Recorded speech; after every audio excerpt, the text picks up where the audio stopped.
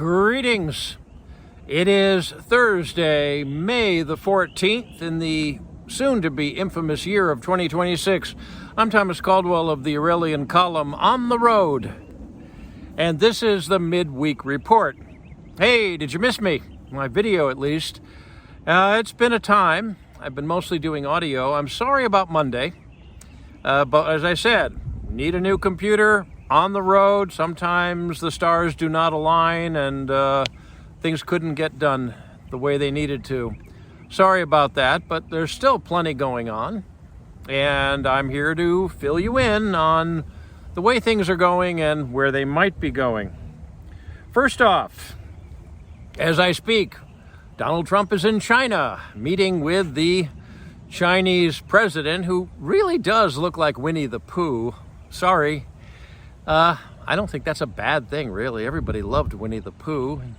Let's face it, Chinese presidents, leaders, or whatever, sometimes they're not very lovable. But that being said, it's an interesting trip so far. I believe they're about to have dinner at this time. There was a bit of a dust-up between the Secret Service and Chinese security over who can carry guns into the Temple of Heaven, a fascinating place. I got to visit there some years ago. It was on my bucket list of things to see in the world.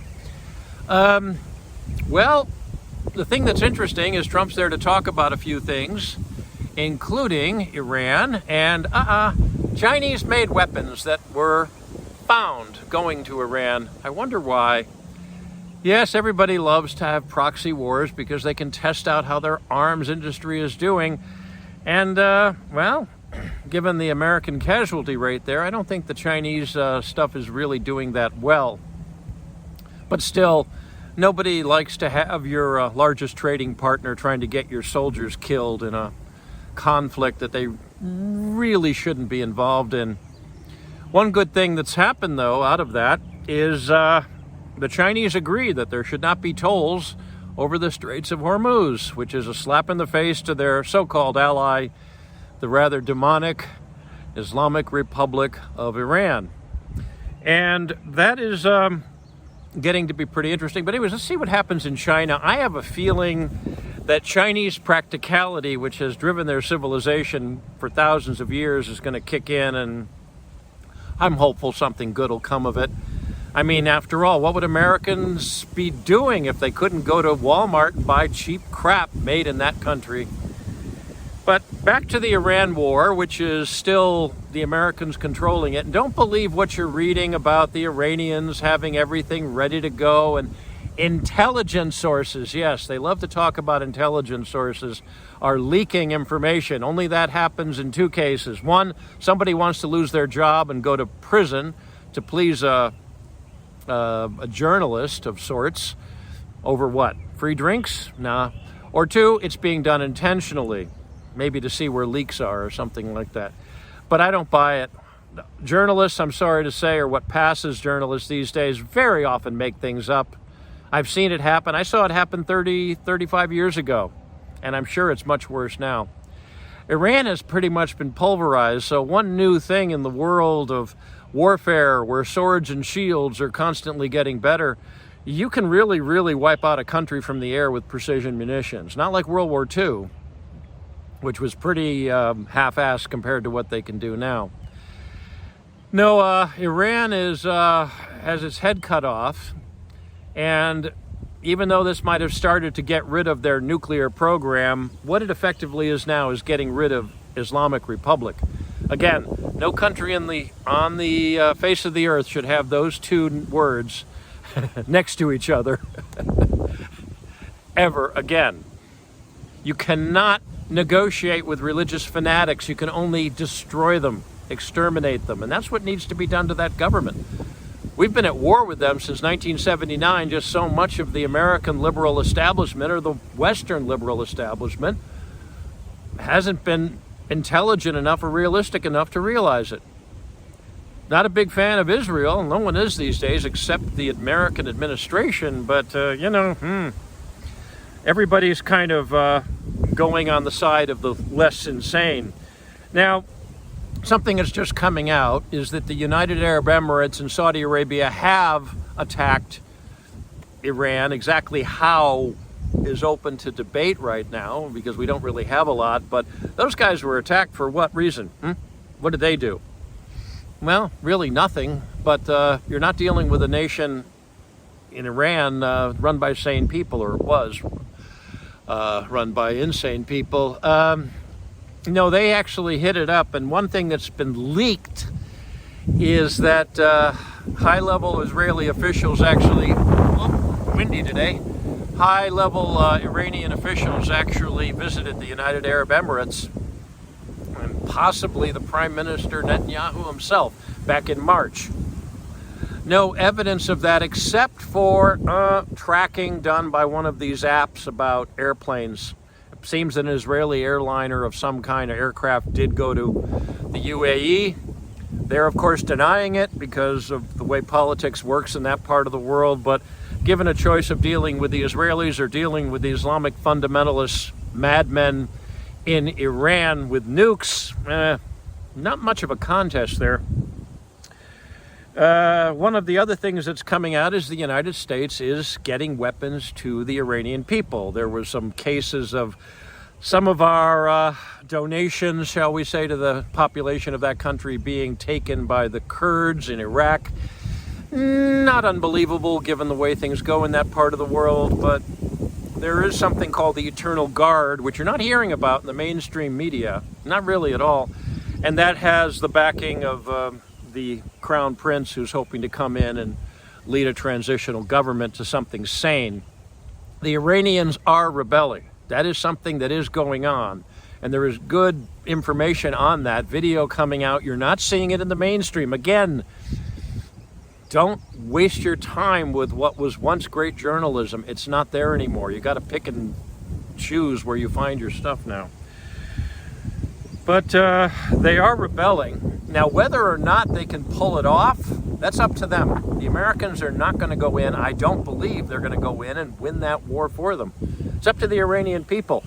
And in spite of all the hemming and hawing, and please feel sorry for us that so many of the Iranian diaspora are so good at doing, let me be real blunt. Back in the 1970s, those of us who were around who saw it and were paying attention saw all the Iranian intellectuals in their leisure suits and their liberal ideas try to do everything they can to get rid of the Shah and bring in a much more progressive government. How'd that work for you? Remember, you guys got yourself into this mess to a great extent. It wasn't just Jimmy Carter, cursed be his name, but it was you guys that messed it up. Just like the United States. We're losing it here too, but who do we have to blame but ourselves? People are blaming, you always blame someone else for your own problems. That's an easy way out, but it's not usually a helpful one or realistic. But the Iranians got themselves into this mess to a great extent, much more than they are willing to admit right now. I would recommend starting to admit it so you don't repeat that horrible, horrible mistake. Back to the United States, speaking of our own fight going on here, it's, as you well know by now, the Supreme Court of Virginia, the Commonwealth of Virginia, not a state, a Commonwealth, there's a difference, overturned that rather interesting election of March 21st, where we were going to, April 21st, where we were going to gerrymander, which means to put very creative lines over the electoral districts of what would determine who would go to Congress. It was a real corrupt, messed up situation. The Supreme Court stepped in and said no. And of course, the CIA governess, CIA isn't really a believer in democracy, they're a believer in subversion. Somebody should have figured that out before seeing her nominated for that job. Well, anyways, they're hoping to bring it to the Supreme Court. One story that was circulating, which has pretty much been shot down, is that there was talk about passing a law forcing early retirement on everybody in the Supreme Court in Virginia. It was something like 55 or something crazy like that. And a lot of these people are in their 60s and 70s. Okay. Well, that's probably not going to happen. I did talk about it with a few contacts in the Republican circles and government circles. They think it's not going to happen. But the fact that that was actually floated in some places shows exactly how much the Democratic Party hates the United States, its Constitution, and has no respect for its people or its way of life. They're not the Democrats, they're communists. They really are. They're enemies, bad ones. We'll see how the fight continues here in Virginia, but don't ever underestimate your enemies, especially if they're snakes. That's what the Democratic Party is in the Commonwealth these days. Okay, what else is going on now? UFOs. Oh, everybody loves UFOs. They're a great distraction, aren't they? Oh, well, forget about all the economic problems, the price of gas, taxes, the economy, finding a job, AI, putting people out of business. Let's call up the extraterrestrials. They're always fun. How many people aren't interested in that? Well, they're starting to release the files, and there's all sorts of hemming and hawing. The first batch was totally unremarkable. Yeah, we see jelly beans flying through the air. Who knows what those are? Are they putting any money in my pocket? No. Are ETs here? Possibly. I mean, once we started blowing off nuclear weapons, I'm sure the neighbors got a little upset with that, whatever they are. The fact is that the U.S. government is never going to admit anything that could possibly put it in danger of being legally liable. And so many people's lives have been wiped out because of their obsession with extraterrestrials, with UFOs, with whether or not Roswell was some sort of UFO that landed or crashed or whatever. The U.S. government is scared of nothing except legal liability. So I don't expect you're going to see an ET trouncing out and smoking a cigar, putting his feet up on the desk in the Oval Office, and saying that they're in charge. I don't think you're going to see that, if that even is the case. No. Again, wasting your time over something you have no ability to change and no real knowledge of either. If you saw a big UFO go across the sky, and I've seen weird things in the sky before, I don't know what they are or were, but what are you going to do? I mean, sure, if lasers start hitting the ground and you start running away and they're going to harvest you for food, that's great Hollywood science fiction, but I think it's more of a distraction than anything else. Maybe the Epstein files. How many people have been arrested? All these VIPs that were named, and how many were interrogated? How many were investigated? How many software billionaires who bought up a whole bunch of land in the United States? Oh, how many of those people were called in for questioning? That's what matters. Now, if the extraterrestrials are going to help us hunt down the people that have been exploiting children and doing horrible things to them, I'm all for it, but I have a feeling that they don't care. For one thing is for sure, a lot of people in government don't care about that either. So we'll see what happens, but when I get to see a real body, live or dead, of an ET, I'll be 100% sure, 1,000% sure, but I have a feeling that's going to be a long time coming, if ever. Now, speaking of distractions, you've all heard of hantavirus, right? Well, that used to just be something that was spread by rats, kind of like bubonic plague in the southwest United States. Got it right. It's been on a ship, and people are talking about it's a new strain. You've heard that before, that can spread from person to person. A lot of rats on ships, just like there's a lot of rats in government. But yeah, they're talking about coming up with a vaccine, talking about all sorts of interesting things that they could be doing. Oh, they're going to lock us up again and drive all our businesses down. Again, 500,000 American businesses were destroyed during COVID. Destroyed. Excuse the airplane going overhead right now. You think that's going to happen again? It probably will. People are not fighting back. What are they doing? They're destroying our children's lives, feeding them to horrible predators. They're We've lost our birthright. This is what I'm going to end you with today. I was in touch with somebody just a couple of days ago, younger man. Talks about how many hours a day he has to work and how many days a week, 6, sometimes 7. And he's paying for a mortgage, has family, has kids, and all those other fun things. And I don't think he's going to do very well in the long term.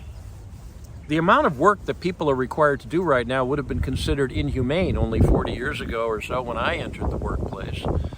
Back in the day, if you were a business executive, if you made 5 or 6 phone calls a day and wrote 2 or 3 letters, you'd be out of the office by 5, and that was considered a very productive time. That was before fax machines were a thing. Email didn't exist. The internet didn't exist. Computers were just coming out as word processors, effectively, to make more paper. And we lived better. We had better lives, less stress. I think one of the reasons for obesity in this country is not just all the crap they put in the food, like corn syrup. I think it's stress.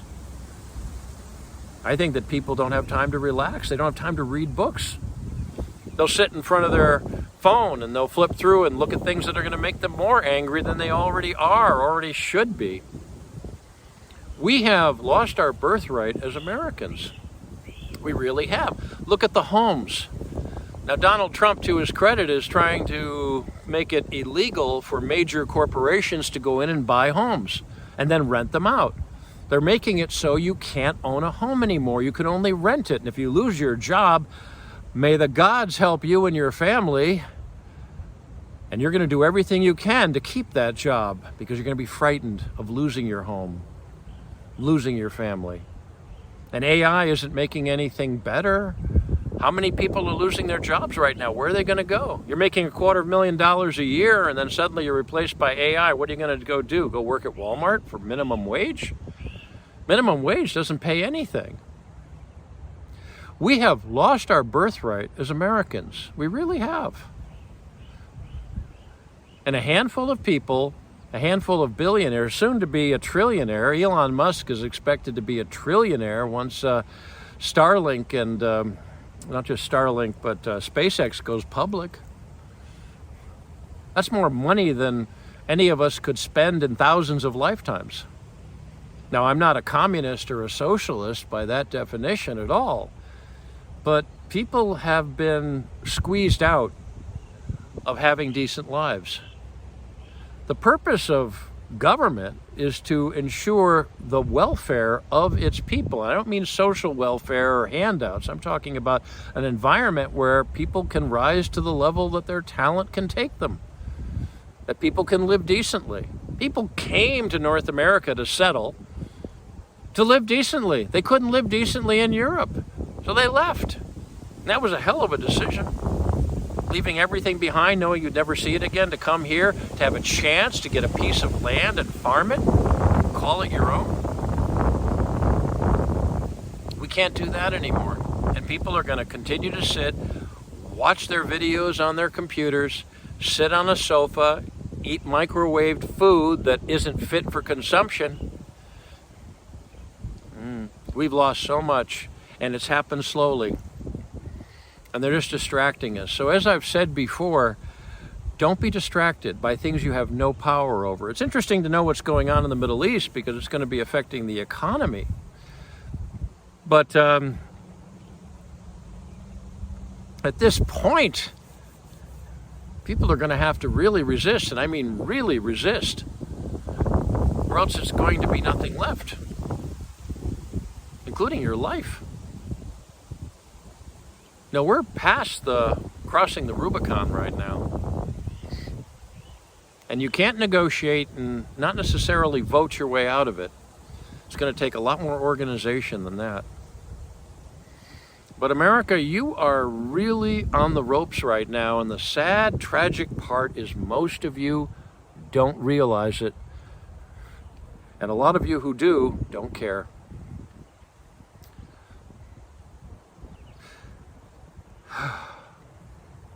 That's it for today. If you appreciate my work, please like, subscribe, and share. Share with your friends and share with your enemies. And remember, they are enemies and treat them as such. Show no mercy to enemies. Julius Caesar taught us that. I can be reached at feedback@aureliancolumn.com. That's feedback@aureliancolumn.com. I'm up on X. My handle there is MICCAMPEN, MICCAMPEN. I am up on other social media platforms, but not Facebook. This podcast originates at Substack. My handle there is aureliancolumn.substack.com. Until we meet again, be good, be safe, be vigilant, and remember, Clown World, the deep state, and all those who have sold the birthright of the American people must be destroyed. Good day.